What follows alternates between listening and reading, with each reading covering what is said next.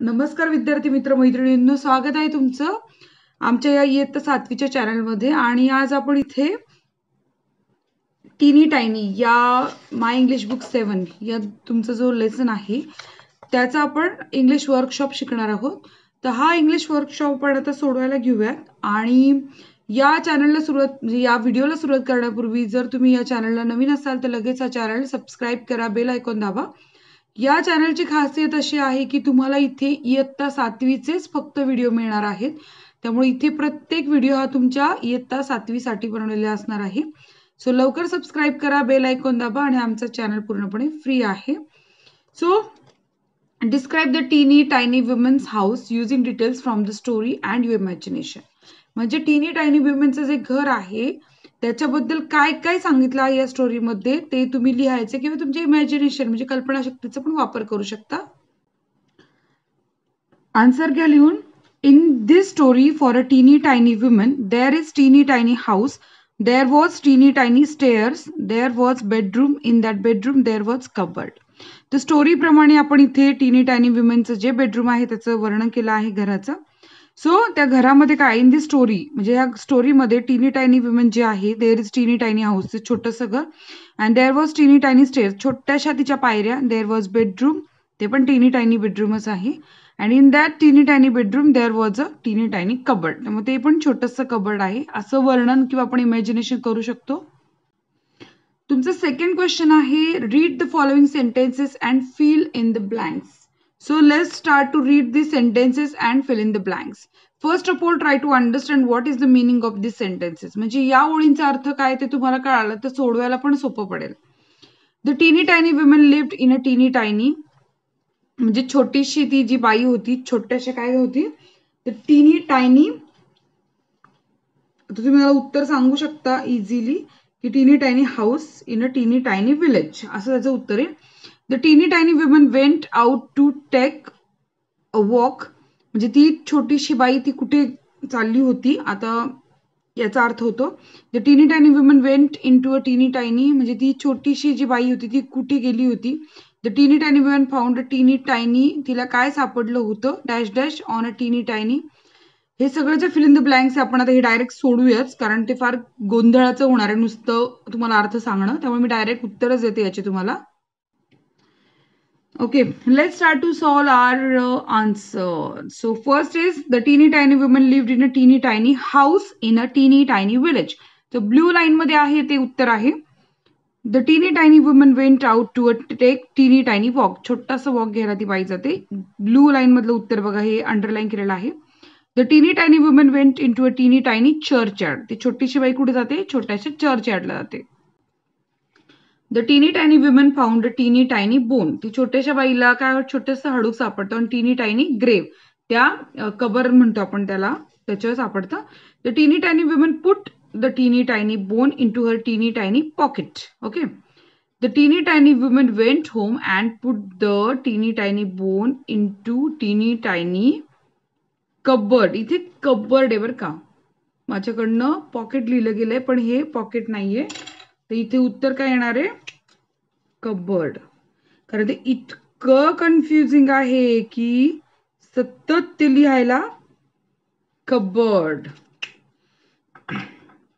So the teeny tiny woman was awakened by म्हणजे ती उठते कशामुळे अ टीनी टायनी व्हॉइस आवाज ऐकू तिला एक छोटासा from the teeny tiny cupboard. तिला त्या कपाटातनं आवाज ऐकू येतो. The teeny tiny woman was frightened. The teeny tiny woman said in her loudest teeny tiny voice. ती बाई घाबरते आणि तिच्या छोट्याशा मोठ्या आवाजात ती ओरडते.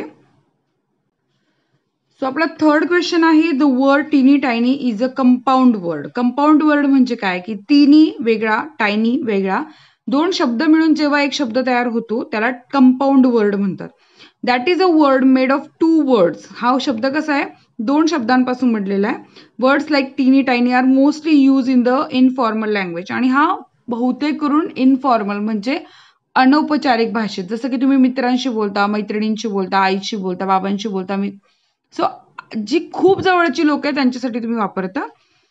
चिल्ड्रन स्टोरीज अँड सॉंग्स, फोक्स टेल्स एक्सेट्रा म्हणजे लहान मुलांच्या गोष्टी असतील किंवा लोककथा असतील गाणी असतील त्याच्यामध्ये वापरलं जातं. Right other words like teeny tiny. आता आपण दुसरे पण वर्ड्स बघूयात टीनी टायनी सारखे. Incy wincy, flip flop, chit chat, ding dong, tick tock, hickory dickory, criss cross, bow, front असे आपण उत्तर लिहिलेली आहे त्याची.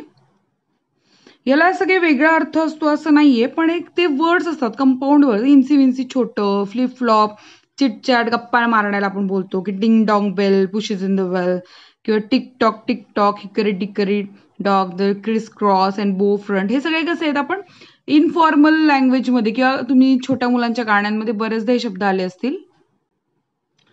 सो आपला फोर्थ क्वेश्चन आहे, use the list of adjectives you have made in the activity on page 44. 44 म्हणजे warming अपला जी आपण ॲक्टिव्हिटी केली होती. आपण कोणती ॲक्टिव्हिटी केली होती वॉर्मिंग अपला माहिती आहे का, आठवतंय का? आपली एक ॲक्टिव्हिटी होती की ज्याच्यामध्ये आपल्याला काय करायचं होतं, pair of adjectives place of teeny tiny in the story and follows the adjective fit well in all places. Do you have any make any other changes in the story if you change the adjective? Listen. आता इथे बघा आपल्याला काय सांगितलंय, ही आपण activity पाहिली होती. त्यांनी असं म्हटलंय की see if you can write, त्यांनी असं म्हटलंय if you can write funny or meaningful sentences using one or more of this adjective. For example, a big red ant found a big red grain of corn in a big red house. असं एक छान sentence तयार केले, a big red असं म्हणून. The little silver fairy cut the little silver paper with the little silver scissors. तर हे पण एक मजेशीर सेंटेन्स तयार झाले. असंच आपण आता दुसरे पण सेंटेन्सेस तयार करायचे. तर मी काही सेंटेन्सेस केले, तुम्ही बघा आवडतायत का, तर तुम्ही पण स्वतःचे त्या प्रकारे करू शकता. Okay, let's start. Incy Wincy spider climbed on Incy Wincy wall, made Incy Wincy web. कारण Incy Wincyचा अर्थ काय होतो, छोटासा, म्हणजे छोटासा स्पायडर छोट्याशा कुठे चढला, भिंतीवर चढला आणि छोटंसं त्यांनी जाळं तयार केलं. Itsy bitsy boy by itsy bitsy bat ball for itsy bitsy cricket match. म्हणजे इट्सी बिट्सीचा अर्थ पण काय की छोटंसं, म्हणजे छोट्याशा मुलांनी छोटंसं बॉल आणि बॅट घेतलं फॉर छोट्याशा क्रिकेट मॅच साठी. असं गमतीशीर वाक्य आपण करायचे आहेत. क्वेश्चन नंबर 5 बघा. Think of a repetitive story about an old woman from your mother tongue. Try to translate it into English. आता मोठं चॅलेंजिंग काम आहे आपल्याकडे की आपल्याला आता आपल्या मातृभाषेतली एखादी स्टोरी असेल तिला आपण काय करायचंय, पण नुसती मातृभाषेतली स्टोरी नकोय, एखाद्या म्हाताऱ्या आजीशी रिलेटेड स्टोरी. कारण आपल्या भाषेमध्ये तर म्हाताऱ्या आजीशी रिलेटेड खूप स्टोरी असतात. तर एखादी आजीशी रिलेटेड स्टोरी असेल तर आपण ती रिपीटेटिव्ह स्टोरीमध्ये ट्रान्सलेट करायची इंग्लिशमध्ये. असं आपल्याकडे एक चॅलेंज आहे. आता माझ्या डोळ्यासमोर तर ऍक्च्युली मम्मा सरळ चल रे भोपळा टुणूक टुणूकच आली आणि मग मी तिला मजेशीररित्या रिपीटेटिव्ह स्टोरी केली आहे. सो तुम्ही बघा तुम्हाला कशी वाटते, आणि आवडली तर मला कळवाल नक्की कमेंट्स करून. ओके, तुम्हाला आवडते का? तर मी वाचून दाखवते चल रे भोपळ्याचे रिपीटेटिव्ह स्टोरी कशी तयार होतीये ते.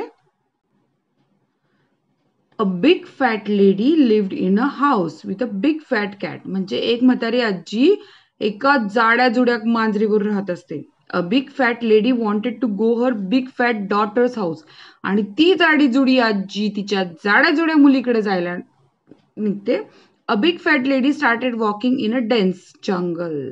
आणि ती बिग फॅट लेडी म्हणजे जाडी जुडी बाई त्या घनदाट जंगलातनं निघते. आता जंगल म्हणा फॉरेस्ट म्हणा काही चालेल. In a forest a big fat tiger stopped her. आणि त्या जंगलामध्ये एक जाडाजुडा वाघ तिला थांबवतो. A big fat tiger wanted to eat a big fat lady. आणि त्या जाड्याजुड्या वाघाला त्या जाड्याजुड्या बाईला खायचं असतं. A big fat lady stop big fat tiger and convinced a big fat tiger not to eat. ती जाडीजुडी बाई त्या जाड्याजुड्या वाघाला थांबवते आणि म्हणते नको खाऊस रे मला, त्याला मनवते.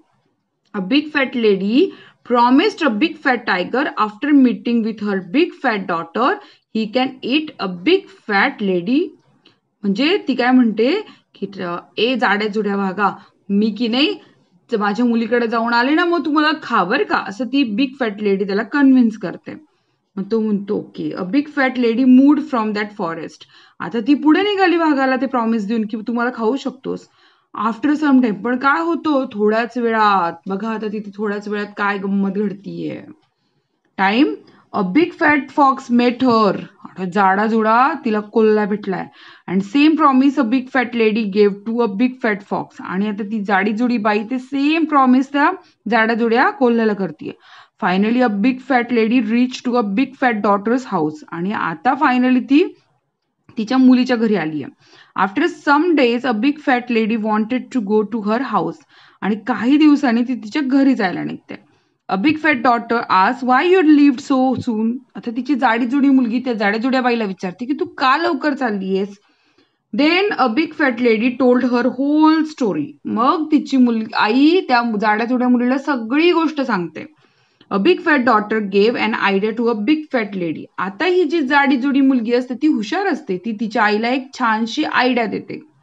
अ big fat daughter gave a big fat pumpkin to her mother. आणि ती जाडी जुडी बाई त्या जाडी जुडी मुलगी त्या जाड्या जुड्या आईला एक जाडा जुडा पम्पकिन देते. मग काय होतं बघा. Plan to deceived tiger and fox. Deceived म्हणजे फसवणं. त्यांचा प्लॅन होता की त्या टायगरला आणि फॉक्सला फसवायचं. As per plan a big fat lady sat inside a pumpkin. Plan नुसार ती बाई त्या जाड्या जुड्या पम्पकिन मध्ये बसते. When a big fat lady reach in a forest tiger and fox awaited. आणि जेव्हा ती बाई जंगलात जाते त्या जाड्या जुड्या बाईनं जाड्या जुड्या भोपळ्यामध्ये बसून त्या घनदाट जंगलात जाते तेव्हा ते वाघ आणि कोल्हा वाटच बघत असतात. They recognize something was in that pumpkin.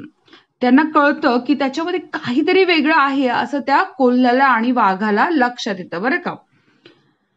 Something was in that pumpkin but clever a big fat lady. पण ती जी हुशार जाडीजुडी बाई असते made fool a big fat tiger and a big fat fox. पण ती त्या हुशार बाई त्या कोल्ह्याला आणि वाघाला मूर्ख बनवते. आणि a big fat lady reach to her home. आणि ती घरी जाते. आहे की नाही मजेशीर गोष्ट. तुम्ही पण अशी गोष्ट तयार करू शकता. रिपिटेटिव्ह स्टोरी म्हणतात त्याला.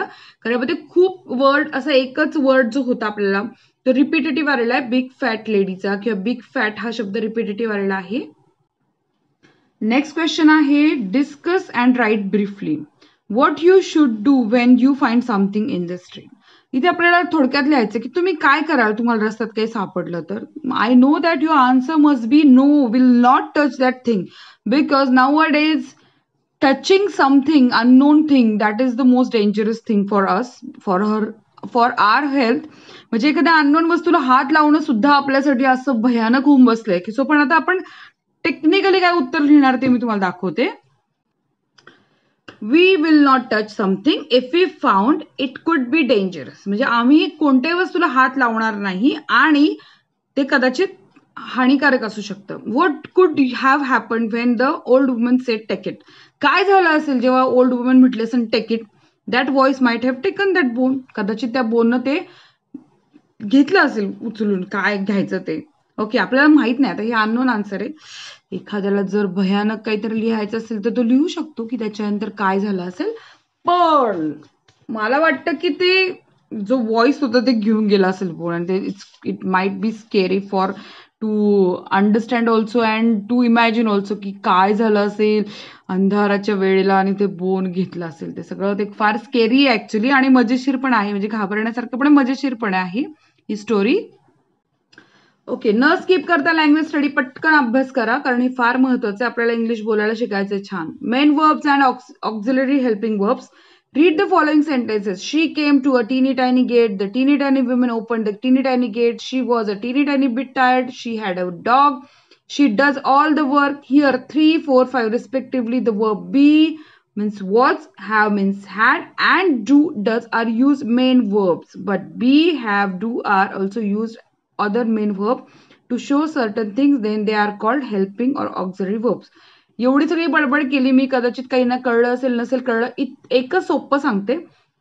एक असतं जसं की आता मला उठायचंय I want to stand up. मला बसायचंय I want to sit down. I want to dance I want to play I want to sing. असं काही मला करायचं असतं ना तेव्हा ते मुख्य क्रियापद असतं. पण जेव्हा मला सांगायचंय आय एम टायर्ड, मी दमली आहे. तर जो ॲम असतो ना तो हेल्प करतो, त्या मदत करतो क्रियापदाला. जे पण वर्ब मूळ क्रियापदाला मदत करतं त्याला सहाय्यकारी क्रियापद म्हणतात आणि त्यालाच बी, हॅव, डू, हॅड हे सगळे काय आहेत, सहाय्यकारी क्रियापद आहे, मदत करणारे क्रियापद आहे. इतकंच यांना इथे सांगायचं आहे. मेन वर्ब आणि ऑक्झिलरी वर्ब म्हणजेच helping verb. Okay, auxiliary verb do. Do is use with the main verb. म्हणजे कसं आहे की डू हे मेन वर्ब म्हणून सुद्धा येतात. सगळे क्वेश्चन्स डू नी सुरुवात होतात बरेचसे, की do you know the answer हे काय आहे, हेल्पिंग वर्ब आहे, ऑक्झिलरी वर्ब आहे. Did you see the bird, do, did, does हे तिन्ही डू ची रूप आहेत. सो हे पण हेल्पिंग वर्ब, हे मेन वर्ब पण आणि हेल्पिंग वर्ब म्हणून पण वापरतात. What did she say, what does he want. आता इथे डिड आणि डज मध्ये आलंय पण हे मेन वर्ब म्हणून इथे वापरलंय. Underline the main verb in the above questions. आता आपण इथे अंडरलाईन केलंय की मेन वर्ब आलेला आहे या क्वेश्चन मध्ये. So can we drop, remove the main verb from the question? No, we can't drop it. Main verb जर क्वेश्चन मधनं काढलं तर कळणारच नाही ना. You swim, you fly, you think, do काढल्यावर त्याचा अर्थच निघून जातो. सो डू काढून आपल्याला जमणार नाहीये. त्यांनी म्हटलंय to form negative sentence. To form negative sentences बघा, we did not eat it, we did it, we eat it किंवा we ate it. We did not eat it म्हणजे आम्ही खाल्लं नाहीये. She does not like flowers, they did not do it. Negative sentence करायला पण आपल्याला auxiliary verb म्हणजे do च्या क्रियापदांची किंवा डू च्या रूपांची गरज पडते. आता इथे शेवटचं आहे टो, TOW म्हणजे काय, 2 मिनिट ओरल वर्क. हे फार महत्वाचं असतं. ओरल क्वेश्चनला तुम्हाला हमखास याच्यावर प्रश्न येतात. इथे बघा, शी, इथे काय म्हटलं, tell as many negative sentences as possible within 2 minutes. जसं की she does not play, we don't like to study, they don't know what they are missing, don't be so negative. तसे आपण वाक्य करूयात. She does not dance, she does not sing, it is not harmful, they are not creative, he is not smart boy. Okay, परत एकदा वाचते. She does not dance, she does not sing, it is not harmful, they are not creative, he is not smart boy. Okay, so negative sentence आपण केलेले आहेत. So my dear student, आपण छान केलाय workshop सोडवलाय. जर तुम्हाला आमचा व्हिडिओ आवडला असेल तर लाईक करा आणि आमच्या चॅनलला सबस्क्राईब करा आणि इयत्ता 7वीच्या सगळ्या व्हिडिओंची मजा घ्या. अभ्यास करा. Bye bye.